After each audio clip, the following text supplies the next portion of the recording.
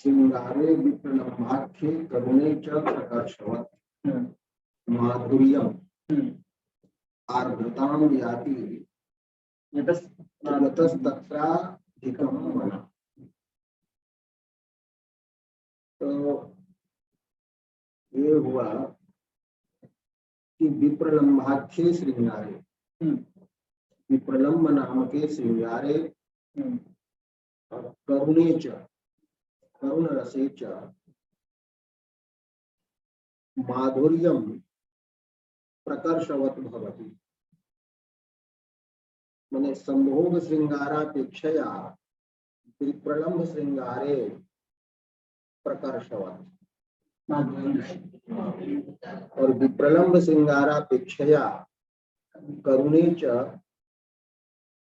प्रकर्षवत् भवति माधुर्यम्।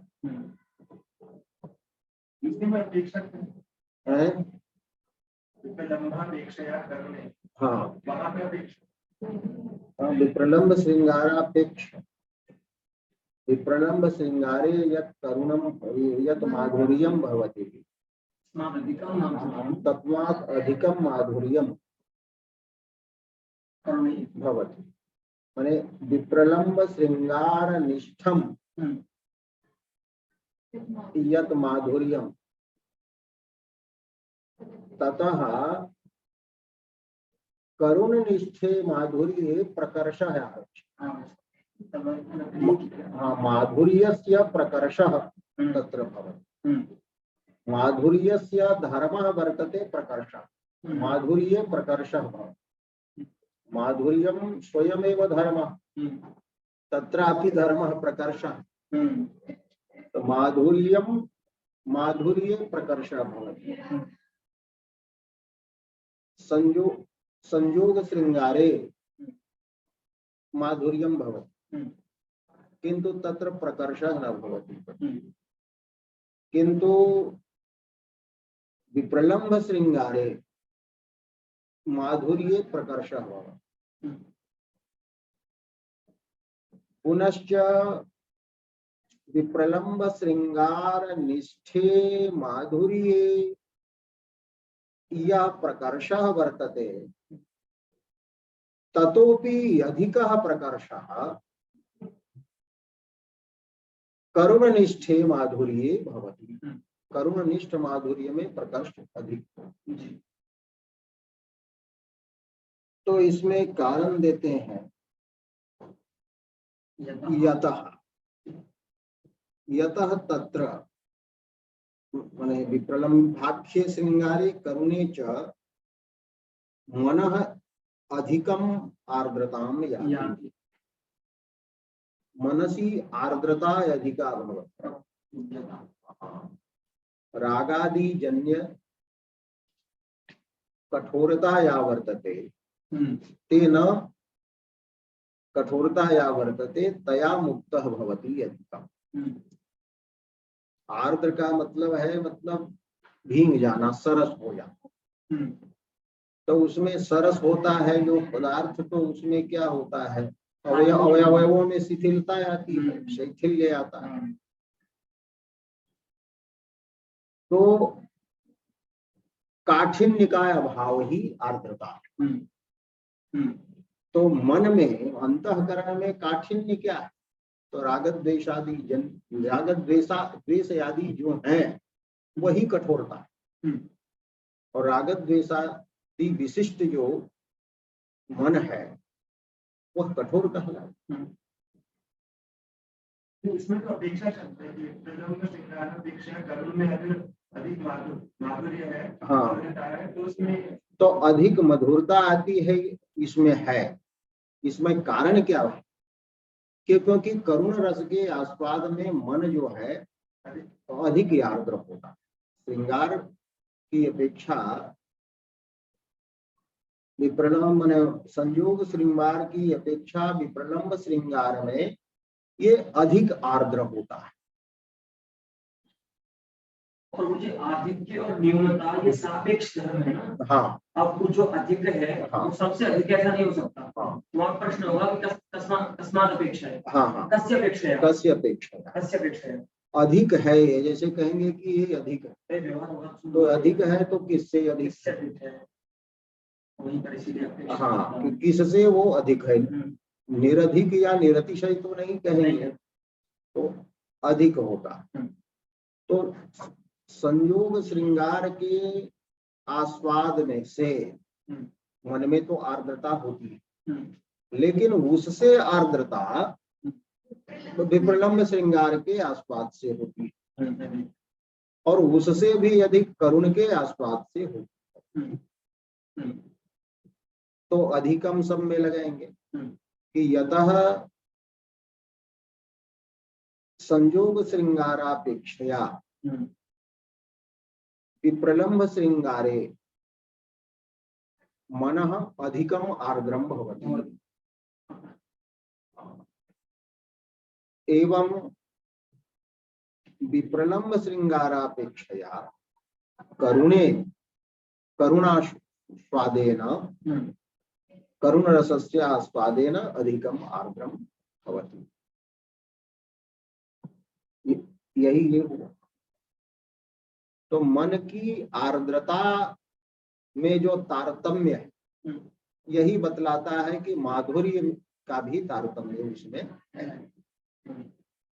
संभोग श्रृंगार जो है वो मधुर है, और मधुर तर है ये, हाँ, और मधुरतम है। तो दोनों में संयोग में, जैसे विप्रलम्ब का नाम दिया तो संयोग से अधिक मधुरता है उसमें,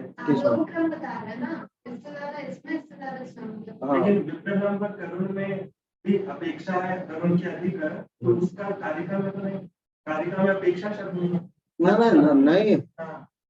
नहीं, अपेक्षा शब्द नहीं है, प्रकर्षवत जो दिया है ना यहाँ पर, प्रकर्षवत माधुर्यम, तो किसकी अपेक्षा प्रकर्ष है? तो अपेक्षा स्वयं प्रकर्ष शब्द के चलते आ रहा, लेकिन क्रम शब्द दिया है। हाँ, अष्टमोल्लास में वो क्रम शब्द को देते हैं, न क्रमेण वो कहते हैं, लेकिन प्रकर्षवत होता है, तो इसमें हुआ कि किससे प्रकर्षवत, तो इस प्रकर्षवत कहने का मतलब है कभी अपकर्ष भी रहता है माधुर्य में, कहीं पर किसी की अपेक्षा अपकर्ष भी होता है। तो संभोग श्रृंगार निष्ठ माधुर्यापेक्षया विप्रलम्ब श्रृंगार निष्ठ माधुर्य में प्रकर्ष अधिक होगा जी। और उसमें कारण दिया क्योंकि इसके इस रस के आस्वाद से मन अधिक आर्द्र होता। तो मन की स्थिति तीनों में होगी, ये आर्द्रम, गर्म और आर्द्रतम। तो यही ये कहा। इसी को लोचन में लिखते हैं कि संभोग श्रृंगारात मधुर तरो विप्रलम्बा ततोपि मधुरतरः तमः करुणा। अच्छा, और तदभि व्यंजन कौशल, इन तीनों रसों के अभिव्यंजक कौन होंगे? शब्दार्थ। तो वो शब्दार्थ में भी व्यंजकता संबंध से मधुर तरत्व और मधुरतमत्व जो है सो होगा, इसलिए व्यवहार होता है। हाँ, कि मधुरम पद्यम, हाँ, मधुरम पद्यम और मधुरः अयम अर्थः। तो ये कहे कि शब्दार्थगत जो माधुर्य है, तो माधुर्य का मतलब हुआ वहां कि ये शब्दार्थ माधुर्य का व्यंजक है। माधुर्य व्यंजने कुशलम इदम पदम पद्यम। तो माधुर्य व्यंजक कौशल जो है उसको ही माधुर्य कह देते हैं, शब्दार्थ का उपचार से। तो तस्य अभिव्यंजने यत् कौशलम वर्तते शब्दार्थयो शब्दार्थनिष्ठम यत् माधुर्य व्यंजन कौशलम, माने माधुर्य व्यंजकत्वम यत् अस्ति तत् व्यंजकत्वम अपि तत् कौशलम अपि, माने माधुर्य व्यंजन योग्यत्वम अपि यत् वर्तते तदपि मधुरतरत्वं भवति मधुरतरत्वम् इति अभिप्रायेण आह श्रृंगारे इति। इस अभिप्राय से ये कारिका जो है श्रृंगारे ये बनाई गई। अब ये कहते हैं च शब्द यहाँ क्रम बता रहा है कि क्रमेण, तो करुणे च इति च शब्द क्रमम आह और प्रकर्षवत इति उत्तरोत्तरम तरतम योगेन इति भाव। अच्छा, हाँ। तारतम्य होगा कि पूर्व तर होगा उत्तरोत्तर तम होगा। बढ़ती है ना जहाँ पर। हाँ, तारतम्य माने कमी बेसी, इसमें अधिक है इसमें कम है। तर माने हो गया कि कुछ कम हुआ और कुछ अधिक हुआ, तारतम्य यही हुआ। ऊपर नीचे होता है। तारतम्य शब्द भी तरतम प्रत्यय नहीं है वो। अच्छा, क्योंकि प्रत्यय से भी प्रत्यय नहीं ना होगा, प्रत्यय तो होगा उससे। ये तरतम शब्द जो है तो एक प्रातिपदिक, तरतमयो भाव तारतम्य।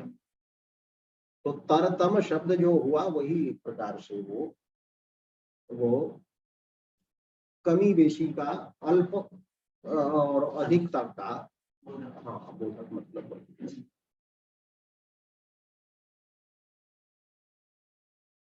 तो ये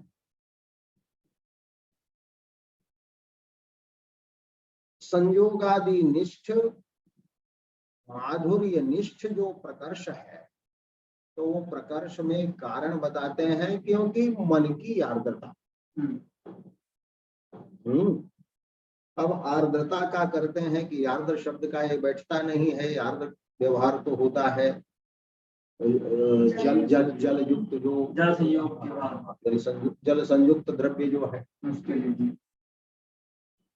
तो आर्द्रताम का हुआ कि सहृदयस्य चेतः स्वाप त्यजति माने छोड़ देता है, सहृदय का चित्त जो है सो छोड़ देता है इत्यर्थ। आर्द्रताम जाति माने सहृदयस्य चेतः त्यजति इत्यर्थ। किम त्यजति, तो ये कहते हैं काठिन्यम त्यजति, कठिनता को छोड़ देता है। कठिनता क्या है उसमें, तो कठिनता की कठिनता भी एक तो धर्म है, द्रव्य का धर्म है, ये भी लक्षण ही फिर रह गई। तो काठिन्य के लिए कहते हैं अनाविष्टत्वात्मकम। मन में कभी आवेश होता है कि किसी वस्तु के प्रति आवेश हो जाता है कि ये हो ही मेरे पास, तो वो मन की वही कठोरता है। तो आविष्ट हुआ वो, तो आविष्टत्व जो उसका है किसी विषय विशेष के प्रति अभिनिवेश जो है उसका, तो वही जो हुआ सो उसकी कठोरता। तो अनाविष्टत्व, हाँ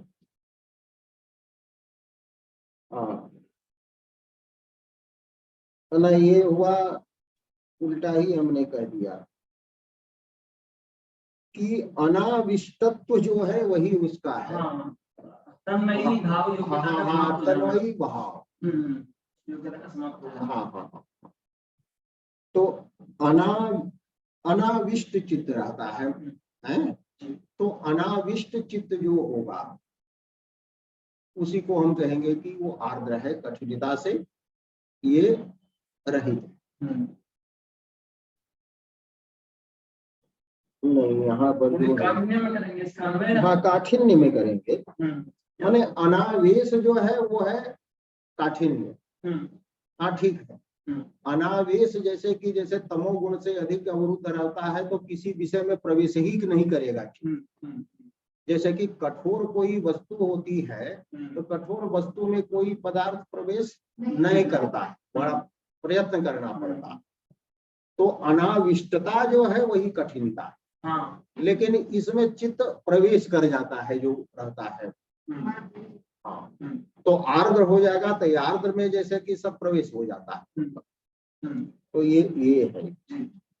तो अनाविष्टम चित्तम मतलब कठिनम, यही कहना। वो स्वाभाविक है उसके तो अंदर। उसका स्वाभाविक है, स्वाभाविक है कि वो जल्दी आलसी होता है। चित्त मतलब ये रहेगा किसी एक पे वो होगा ही नहीं, मतलब प्रवेश नहीं करेगा। तो स्वाभाविकम अनाविष्टत्वम एव आत्मा मने स्वरूपम निजस्य तादृशम काठिन्यम त्यजति। वो कठिनता को छोड़ देगा। और क्या है कि चित्त में कभी क्रोध आदि हो जाता है, तो क्रोध आदि भी कठोरता है। तो क्रोधादि जन्य जो उसमें दीप्त रूपत्व होता है, एक ज्वलन जैसा मतलब होता है। तो क्रोधादि दीप्त रूपत्वम और विस्मय हासादि रागित्वम के आश्चर्य में विस्मय हास आदि में जो राग है तो उसको भी छोड़ देना। तो कहने का मतलब है कि इस अवस्था में चित्त जो है उसमें क्रोधादि नहीं होंगे, माने दीप्त भी वो नहीं और रागवान भी, ये विस्मय हास्य आदि में वो रागवान भी ये नहीं, माधुर्य। और अनाविष्टत्व जो उसका है, अनावेश जो उसका है कठोरता, उस अनावेश रूपी कठोरता को छोड़ देता है। इसका मतलब उसी में तन्मय हो जाता है, वो प्रविष्ट उसी में हो जाता है। तो इसका तो यही लगा है। प्रवेशा योग्यता उसकी है। हाँ। या उसमें प्रवेशा योग्यता है विषय की। किसमें? हाँ, विषय की मैंने विषय उस चित्त में प्रविष्ट हो, वही विषय जो है तो उस चित्त में प्रवेश कर जाता। क्योंकि जब अनाविष्टत्व जो उसका समाप्त हो जाता है और ये सब विस्मय आदि में रागित्व समाप्त हो जाता है, दीप्तता, जैसे ओज गुण में चित्त दीप्त होता है तो लिखते हैं ज्वलितत्व भी वो होता है। तो वो ओज गुण से क्रोध जब होगा, रौद्र रस होगा, तो रौद्र रस में वो दीप्त रहेगा चित्त। इसको ही कहते हैं कि चित्त की तीन दशाएं होती हैं। तो द्रुति, द्रुत हो जाना माने पिघल जाना, जैसे कि कोई पिघल जाता है तो द्रुति है। और एक है दीप्ति, प्रज्वलित जैसा हो जाना, और विकास। तो विस्मय और हास्य आदि जो रस, आश्चर्य माने जो होते हैं अद्भुत और हास्य आदि रस, तो उनमें चित्त का विकास होता है, एक राग होता है। तो कहने का मतलब ये तीन प्रकार की वृत्तियां मानी है, द्रुति, दीप्ति, विकास। तो कहने का मतलब दीप्ति और विकास से राहित ही जो हुआ एक प्रकार से है ना, द्रुति नहीं, दीप्ति और विकास, तो वही दीप्ति हुई।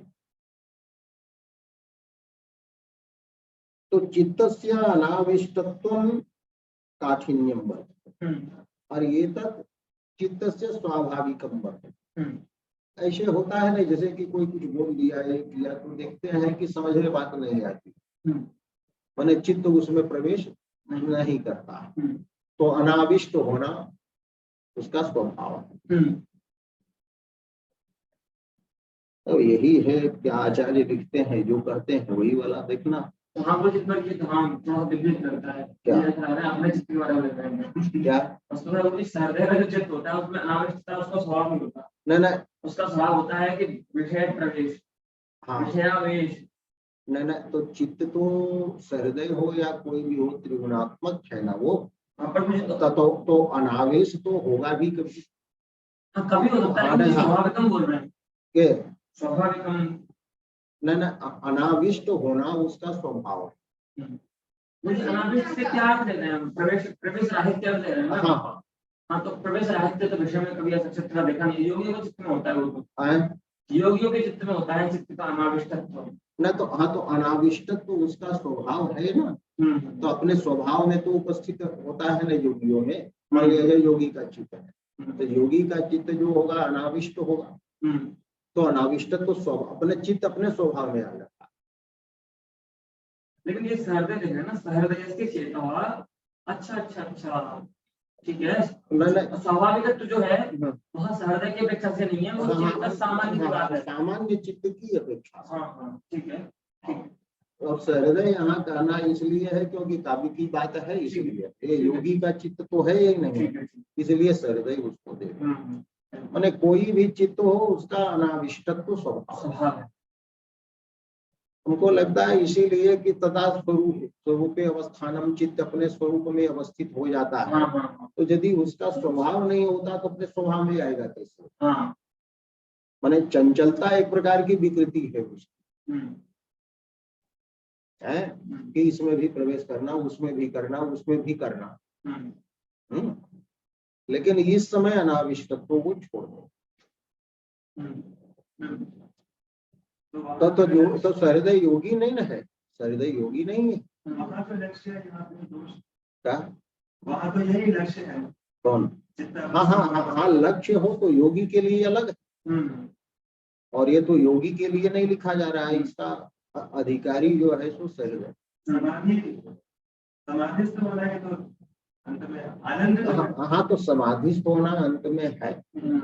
लेकिन दोनों हाँ, तो वो तो नहीं ना है, ये समाधि यहाँ नहीं बताना है, ये ब्रह्मास्पाद सहोदर कहा है इसको। हाँ, तो ये कहना है कि जब अनाविष्ट तो ही हो जाएगा चित्त का, हाँ, योगी की सहृदय के समान, तब तो सहृदय और योगी में भेद क्या होगा? नहीं, अनाविष्ट तो वो छोड़ देता है ना, सोना छोड़ेगा, त्यजती न कह रहा है।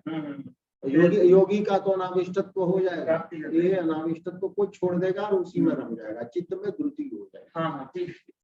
जो सहृदय नहीं है तो फिर वो योगी हो गया। वो दो ही प्रकार के लोग सुखी होते हैं, एक योगी होता है और एक मूढ़ होता है। तमोगुण इतना बढ़ा हुआ है कुछ समझ में नहीं आ रहा है, तो वो भी है अनाविष्ट है। मुझे भागवत में कुछ लोग है ना, तौ दो सुख में देते। हाँ, क्लिश्यत्यंतरित हो जाना, क्रिश्चियन के अंतरित हो जाना। तो अंतरित हो जाना क्लिश्यति, यही ठीक है।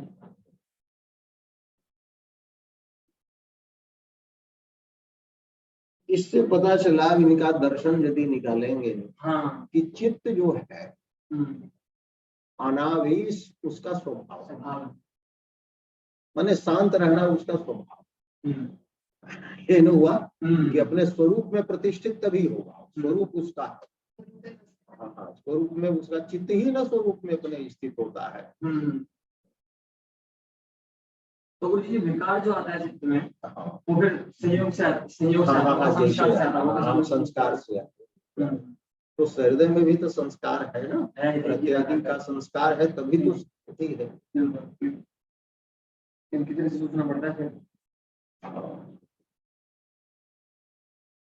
अब ये अधिकम कहते हैं, तो अधिकम का मतलब है क्रमेण इत्याशय। च तो क्रम को बताया ना कि क्रम से अधिक, यहाँ भी अधिकम मने च लगाएंगे, क्रमेण, क्रम से अधिकता को प्राप्त करता है, आर्द्रता को। अच्छा, हाँ, यहाँ भी अधिकम में भी क्रमेण, जैसे वहां च क्रमेण था तो वैसे यहाँ पर तेना करुणे भी सर्वथा एवं चित्तम द्रवती इति उक्तम भवति, कि करुण रस में भी चित्त द्रवित हो जाता है, सर्वथा द्रवित, सभी प्रकार से माने अत्यधिक द्रवित हो जाता है, माने सर्वाधिक द्रवित हो जाता है, यही कह रहे हैं।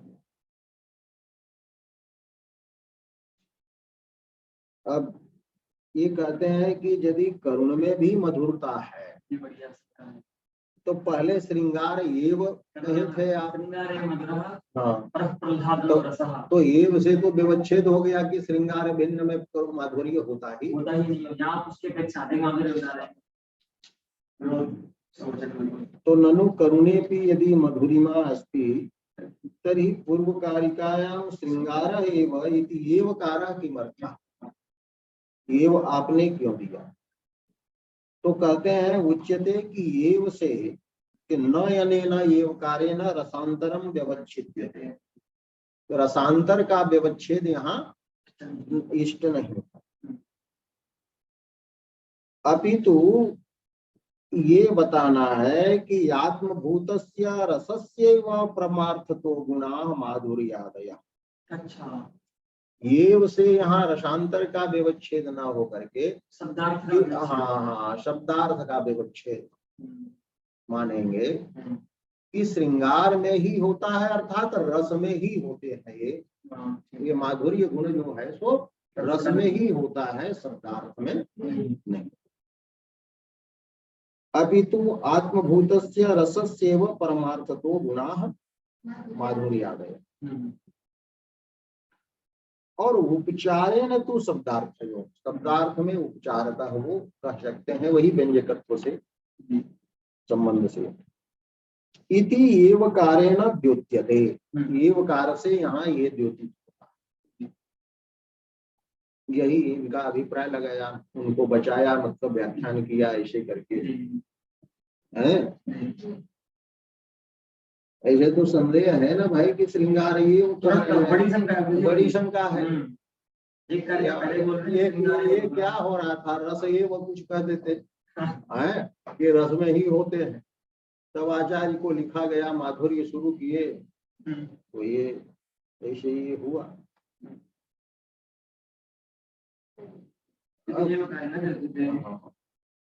अब कहते हैं कि वृत्त्यर्थम आह, वृत्ति वृत्तिया अर्थमान, वृत्ति से अर्थ करते कि विप्रलंग श्रृंगार करुणयोस्तु माधुर्यम एवं प्रकर्षवत्, माधुर्य ही प्रकर्षवत होता है।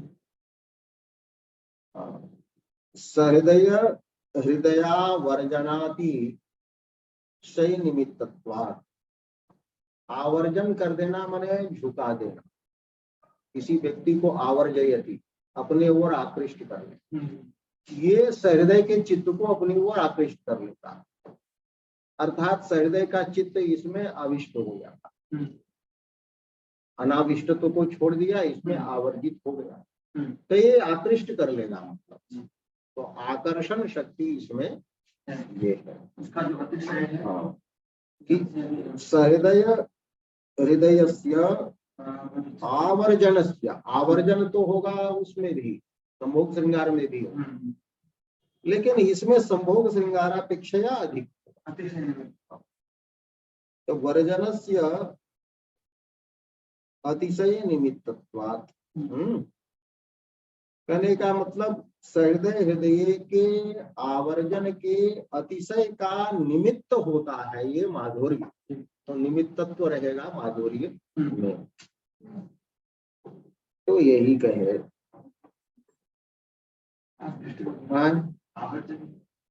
आवर्जन मने हुआ किसी को अपनी ओर आकृष्ट कर लेना, झुका लेना, आकृष्ट कर लेना। तो ये माधुर्य जो है, माधुर्य ही उसको अपने ओर आकृष्ट करता है, तो वो चित्त उसमें आविष्ट हो जाता है।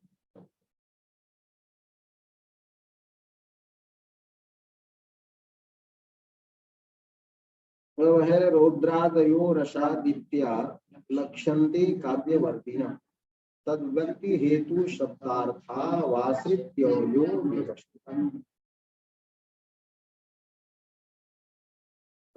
हाँ, तो दीप्ति से रौद्रादि रस जो है लक्षित होते हैं, जो काव्यवर्ती ना, स्पष्ट है कि काव्य में रहने वाले, और उसके दीप्ति के व्यक्ति के हेतु जो होते हैं शब्दार्थ,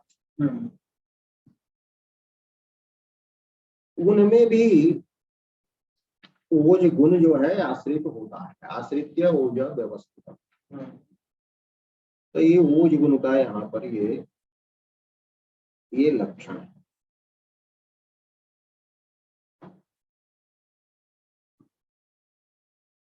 तो काव्यवर्तिनः रौद्रादयः रसा दीप्त्या लक्षण, दीप्ति से ये लक्षित होते हैं। चित्त की वृत्ति है एक दीप्ति, उससे लक्षित होते हैं। और ये ओजः तद व्यक्ति हेतु, वो ओज जो है सो उसकी दीप्ति के व्यंजक, तत् से लेंगे दीप्ति। तो दीप्ति के व्यंजक जो होते हैं शब्दार्थ, उन शब्दार्थ में को आश्रित करके ओज गुण व्यवस्थित होता है। अब ये इनका ये देख लीजिए तब बढ़िया कोई क्लियर होगा। इनका व्याख्यान यही सिद्धांत बताते हैं। रौद्रादि, तो आदि शब्द यहाँ कहते हैं, आदि शब्द प्रकारे, तो रौद्र प्रकारा, रौद्र के जैसे जो है मतलब रस। तो और रस उस रौद्र के जैसे कौन कौन हो गए? वीर अद्भुत, वीर्यो अद्भुत ये कह रहे हैं। हाँ लेकिन अभी अब इनका सुनिए, तेन वीरात भूतयो अपि ग्रहण, वीर और अद्भुत का यहाँ पर भी ग्रहण है। काव्य प्रकाशकार ने विभत्स कहा, लेकिन यहाँ ये अद्भुत का है। तो वीर और अद्भुत का भी, कि वीर अद्भुत रस में भी दीप्ति, दीप्ति से ही लक्षित होंगे, मतलब ये अद्भुत रस भी लक्षित होगा।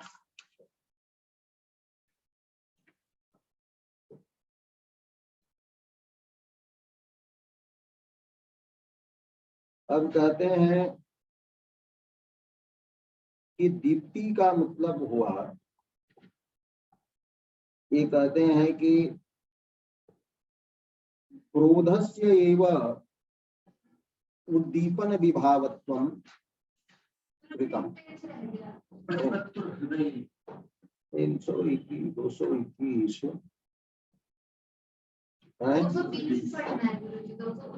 अच्छा हाँ, इसीलिए तो नहीं बैठ रहा। हाँ, कि प्रतिपत्तु हृदय विकास विस्तार प्रज्वलन स्वभाव। असल बाद में सब जो है विकास और विस्तार को पंडित राज ने अलग कर दिया, इसलिए वो संस्कार आ जाता है। हाँ, लेकिन ये दीप्ति ही कह रहे हैं कि दीप्ति हुआ कि जो ज्ञाता हुआ सहृदय, तो उसके हृदय में जो विकास विस्तार और प्रज्वलन, तो विकास विस्तार प्रज्वलन ही स्वभाव है दीप्ति।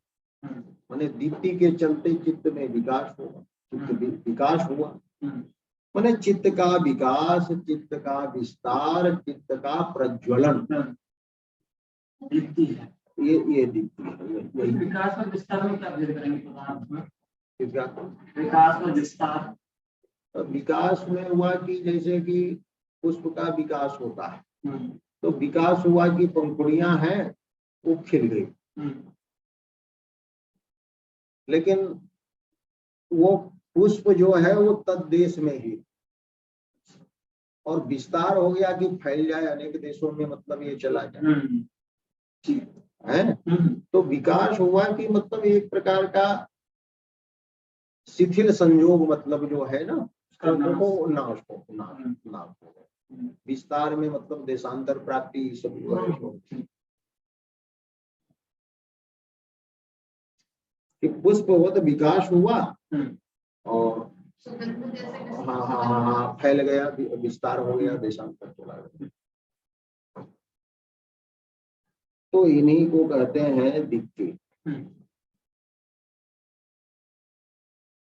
साच मुख्यतया ओजः शब्द वाच्य, उसी को ओजः शब्द से कहते हैं। दीप्ति का ही नाम है ओज। अब यहाँ देखिए गुणों के विषय में अनेक विचार हैं इनके, उतना स्पष्ट नहीं होते हैं, लेकिन ये अभिनव गुप्त आदि जो कह रहे हैं, ये कह रहे हैं कि दीप्ति को ही ओज कहें, द्रुति को ही जो है सो आप कह दिए माधुरी, माधुरी। लेकिन काव्य प्रकाशकार ने थोड़ा ये कर दिया कि द्रुति जनकत्व, द्रुति का कारण जो है, कारणत्व है, दीप्ति कारणत्व जो रसगत है उसको कहा, और विकास कारणत्व को गुण कहा। और साहित्य दर्पणकार फिर उलट गए, इन्हीं वाला ले ली अभेद कि दीप्ति ही जो है सो ओज। तो इससे पता चलता है द्रुति ही माधुर्य है। तो यही दो मिलते हैं, भेदवादी और अभेदवादी। ठीक है। तो साच मुख्यतया ओजः शब्दवाच्य। तस्मात् तदा स्वादमयाः रौद्राद्याः, तो आस्वादमय जो है मतलब रौद्र आदि, वे तया दीप्त्या, अब दीप्ति भी एक प्रकार का आस्वाद है, तो आस्वाद विशेषात्मिकया दीप्त्या, तो आस्वाद विशेष रूप जो दीप्ति है, और ये जो है कार्य रूपया, कार्य रूपया का मतलब हुआ कि रौद्रादि रसों के ये कार्य है, रौद्रादि रसों के आस्वाद से ये दीप्ति रूपी चित्तवृत्ति बनती है, तो उसके ये कार्य है।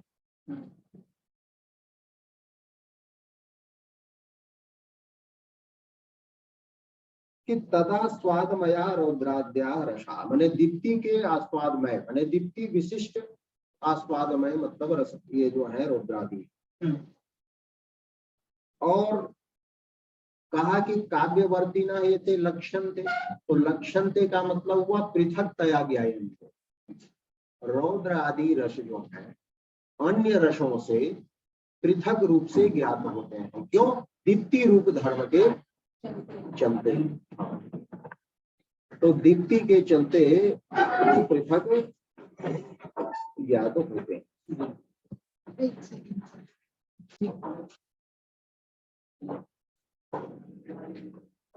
जो कुछ आ जाए। कार्य रूपया लक्ष्यन्ते रसायिका पृथक्तया। हाँ, तो वही की दीप्ति दीप्त्या, ईदृश्या दीप्त्या, तो आस्वाद विशेषात्मिकया, आस्वाद विशेष रूपया, और कार्य रूपया, तो कार्य ये किसके होंगे? रौद्रादि रस।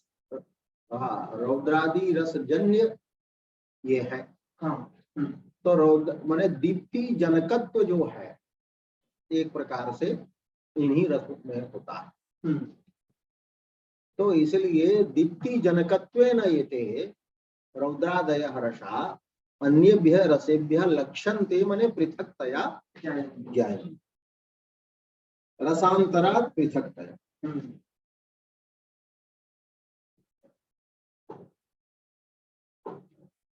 अब एक कारिका में जो कहा है कि कारिका में कहा कि दीप्ति से ये लक्षित होते हैं रौद्रादि रस, और आगे कहा कि उनके उसके दीप्ति के अभिव्यक्ति हेतु जो है शब्दार्थ, उसमें उसका आश्रय लेकर के ओज गुण जो है सो ये व्यवस्थित होता है। तो यहां पर ये कहते हैं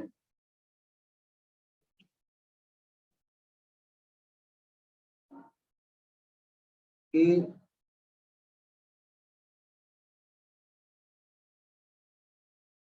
तेन कारणे कार्योपचारात्, कारण में कार्य का उपचार होता है। तो कारण में कार्य का उपचार होने से रौद्रादि जो है वही ओजः शब्द वाच्य। तो ओजः शब्द वाच्य यहाँ पर जो हुआ सो रौद्रादि रस हुआ है। अच्छा, ओजः शब्द वाच्य जो है सो रौद्रादि हुआ। तो रौद्रादि कारण है दीप्ति के, और दीप्ति को ही कहा ओज है। तो ओज शब्द से यहाँ पर जो है रौद्रादि रस गृहित होंगे। रौद्रादि ये रस गृहित होंगे उससे। ठीक है।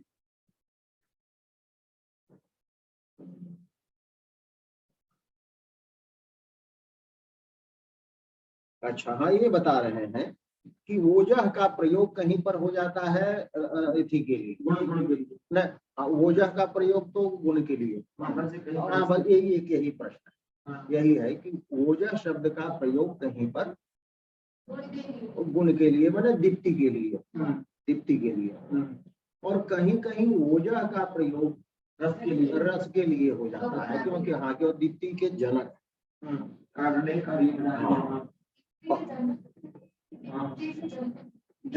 न, रौद्रादि रस जनक है, रौद्रादि से जन्य है दीप्ति। कार्य रूप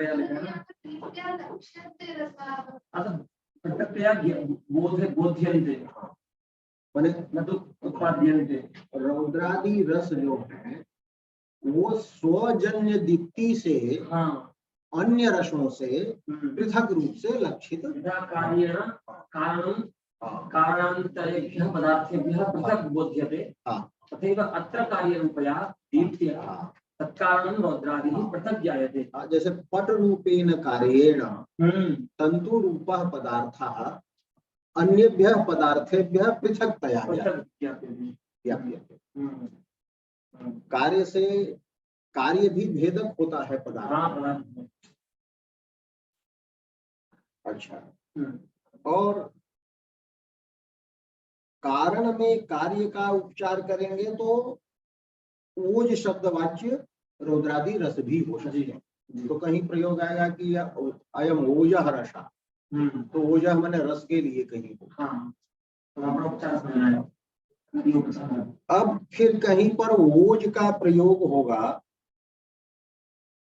वाक्य भी। अच्छा, वाक्य, वही वाक्य को भी कहते हैं ये ओज है। तो कैसा, तो कहते हैं कि ततः लक्षित लक्षणया तत्प्रकाशन पर शब्द, माने उसका प्रकाशन पर जो शब्द है, माने दीप्ति का प्रकाशक जो है शब्द, और दीर्घ समास रचना वाक्य रूप। दीर्घ समास रचना से विशिष्ट जो वाक्य है तो उस वाक्य को भी दीप्ति कह देते हैं। तो इसका मतलब वाक्य को भी ओज कहते हैं। तो ये लाक्षणिक प्रयोग है।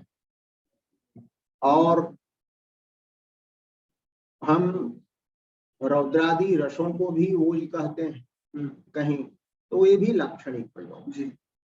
लेकिन अब यहाँ ये कह रहे हैं लक्षित लक्षणा से कहा। अब ये देखिए, लक्षित लक्षणा होती है तो प्राचीन लोग मानते थे, हाँ प्राचीन इधर भी मानते थे, जैसे भ्रमर शब्द। तो भ्रमर शब्द से लक्षित होता है, भ्रमर नहीं, द्विरेफ, द्विरेफ शब्द से लक्षणा से बोधित होता है भ्रमर शब्द। और भ्रमर शब्द लक्षित हुआ, लक्षणा से बोधित हुआ। और फिर उससे लक्षित होता है भृंग रूप अर्थ। भृंग रूप अर्थ तो रेफद्वय योग हुआ, द्विरेफ शब्द का वाच्यार्थ हुआ रेफद्वय वाला। लेकिन रेफद्वय वाला जितने शब्द हैं वो सब हम नहीं लेंगे, रूढ़ी है वहां कि द्विरेफ शब्द से लक्षणा से बोधित माना जाएगा केवल भ्रमर शब्द ही, नहीं तो दो रेफ वाले और भी बहुत शब्द हो सकते, तो वो ले लेंगे और उससे दूसरा अर्थ लेते हैं। तो पहले हुआ एक शब्द से लक्षित दूसरा शब्द हुआ और उस शब्द से फिर वो लक्षित हो गया अर्थ। तो ये जो है लक्षितेन लक्षणम माने बोधनम। लक्षित से किसी शब्द के द्वारा लक्षित जो अर्थ है उस अर्थ के द्वारा दूसरे अर्थ का बोधन होगा। तो वहां पर ये लक्षित लक्षणा ये होती है। जैसे रोदर शब्द, तो रोदर से लक्षित होता है चक्रवाक शब्द। चक्रवाक पक्षी, हाँ, चक्रवाक शब्द चक्रवाक शब्द लक्ष्यार्थ हुआ, क्योंकि र उदरम जस्य, र उदरे यस्य, तो रोदर अस्ति चक्रवाक शब्द। चक्र तो र बीच में है और उस चक्रवाक शब्द से फिर बोधित होता है पक्षी। पक्षी तो ये लक्षित लक्षण मानते हैं। अब रोदर कह देने से सब रोदर शब्द रोदर से वैसे सब शब्द नहीं बोधित होंगे जिनके बीच में र। अब चक्र अर्थ नहीं हो जाएगा या दूसरा कोई नहीं।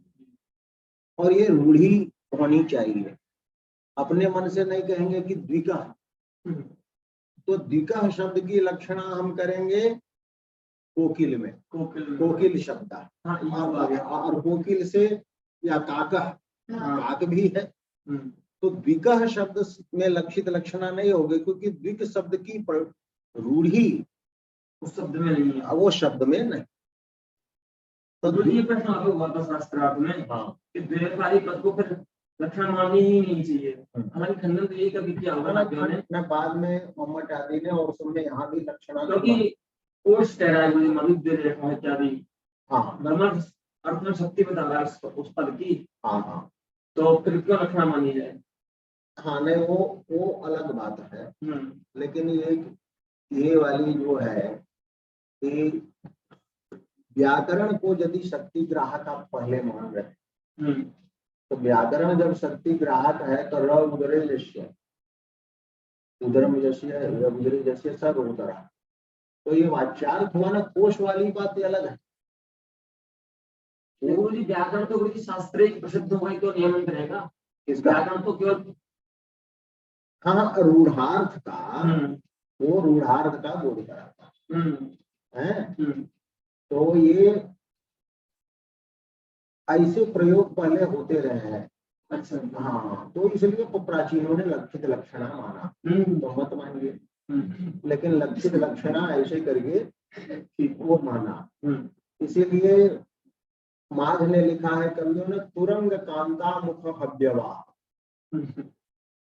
तो तुरंग कांता शब्द से वहां लक्षित होता है बड़वा। बड़वा माने घोड़ी, बड़वा शब्द, और हव्यवाह है अनल। तो तुरंग कांता मुख हव्यवाह का अर्थ हुआ बड़वानल। अरे वाह, तो तुरंग कांता मुख हव्यवाह ज्वाले व भित्वा जलमुल्ललाश, ये माघ का प्रयोग। हाँ, तो यहाँ पर दोष दिखाया लोगों ने कि बड़वानल शब्द में आप बड़वा को बदल नहीं सकते, उत्तर पद को बदल सकते हैं। बड़वानल कहिए, बड़वाग्नि कहिए, तो वहां बदल सकते हैं, लेकिन पूर्व पद का तो बदले आप नहीं सकते। तो वैसे जगहों में कहा है कि ये अशुद्ध लक्षणा है। महिम भट्ट आदि ने बहुत खंडन किया है, सब बताया है। तो ये तो प्राचीनों की थी, तो यही लक्षित लक्षणा यहाँ पर ये बता रहे हैं। तो देखिए यहाँ पर जो है यहाँ दीप्ति शब्द से दीप्ति ये जो है दीप्ति ही ओज कहलाता है, तो ये तो स्पष्ट है। तो ओज शब्द अभिधा व्यापार से तो दीप्ति का बोध करेगा, लेकिन ओज शब्द लक्षणा व्यापार से रौद्रादि रसों का बोध करेगा। तो ओज शब्द से लक्षित हुआ रौद्रादि रस, और उससे रौद्रादि रस से जन्य जो है उस रौद्रादि रसों के व्यंजक जो है वाक्य तो वो वाक्य को भी हम कहते हैं ओज। तो ओज शब्द लक्षित लक्षणा, तो लगाएंगे कि ओज शब्द से लक्षित कौन हुआ? रौद्रादि रस, और रौद्रादि रसों से लक्षित कौन हुआ? वाक्य, व्यंजक शब्द वाक्य। इसलिए लक्षित लक्षणा से वाक्य को भी कहीं दीप्ति कह देते हैं जी, ओज कह देते हैं। तो लक्षित लक्षणया तत्प्रकाशन पर, माने वो दीप्ति का ओज का प्रकाशक जो है शब्द दिव्य समास रचन वाक्य रूपो भी दीप्ति उच्यते। जैसे उदाहरण दिए चंचत भुजक, हाँ जैसे कहते हैं यह ओज है। एक तो होगा कि ये ओज गुण वाला, इसमें ओज गुण है, और ओज शब्द से भी कहेंगे ओज भी, तो ओज से वहां पर लक्षित होगा रौद्र रस, और उस रस से और उससे लक्षित हो गया वो वाक्य। और वाक्य को भी हम दीप्ति या ओज के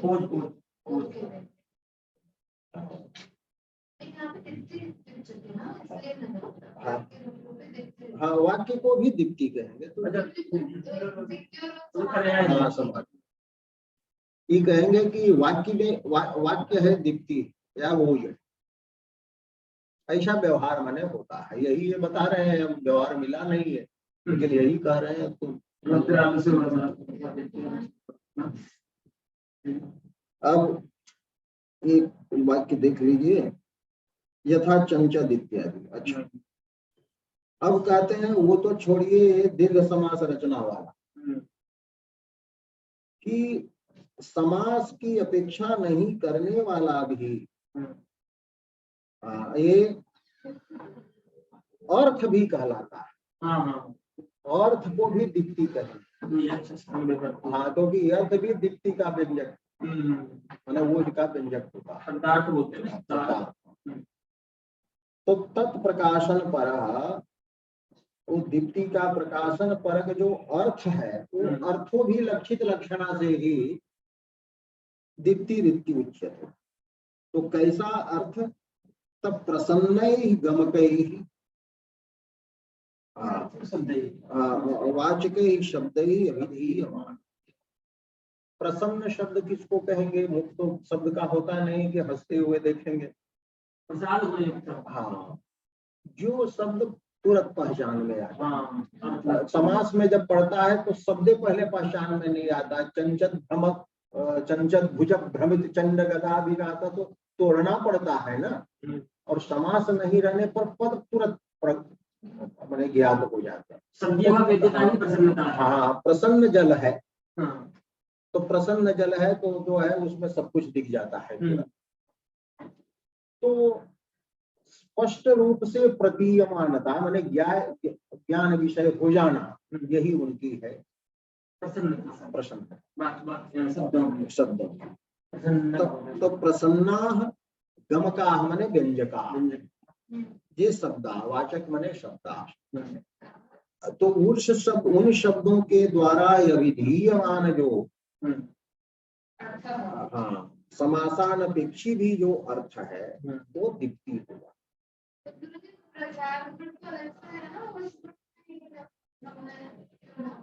न वो जो गुण की बात नहीं न है। जैसे माधुर्य की बात हुई इससे पहले, वो जो है प्रसाद लगभग नॉर्मली हम ये फील करते हैं, प्रसाद अलग से है न प्रसाद अलग तो है, लेकिन शब्द जो है, शब्द को यहाँ इन्होंने प्रसन्नता, प्रसन्न इसलिए कहा कि जो स्पष्ट रूप से ज्ञात हो जाता है।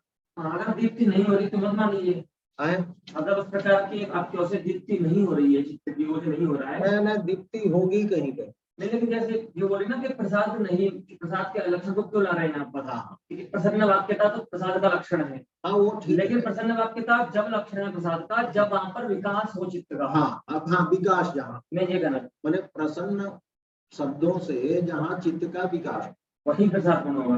लेकिन यदि प्रसन्न वाक्यों से लेकिन स्वभाव तो दीप्ति को कह दिया ना यहाँ, हाँ वो तो रहने दीजिए ना, वो दूसरा कुछ कहेंगे उसके लिए। हाँ, तो वो वहां पर होगा केवल विकास मात्र। यहाँ तीनों का समुदाय बताया, ये नहीं मानते, ये मैंने कह रहे हैं कि विस्तार भी होगा, प्रज्वलन भी होगा और विकास भी होगा, और वहाँ विकास मात्र है, विस्तार और प्रज्वलन वहाँ नहीं।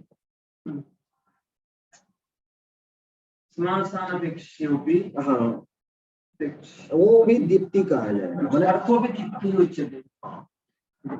मैंने उसी अर्थ में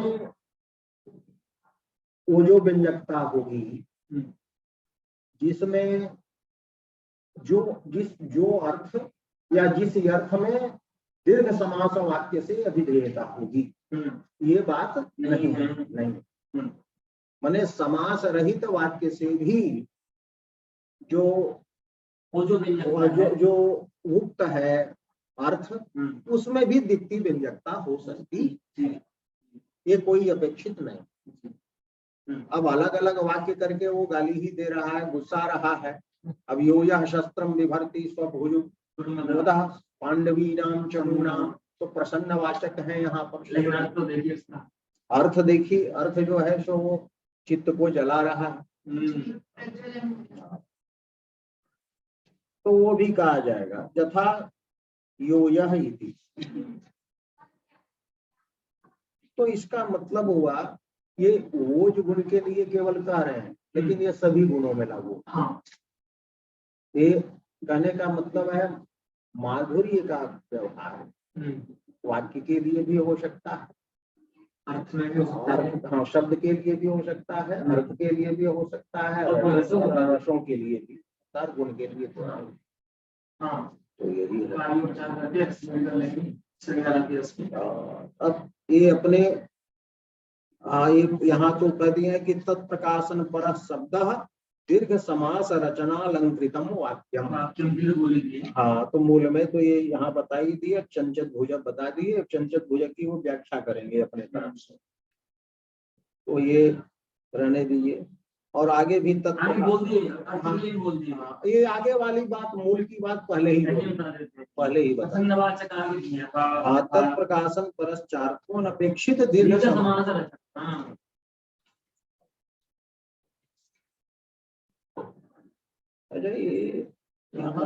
यहाँ वाक्य ठीक नहीं लगता, कौन सा बोलते समासान अपेक्षित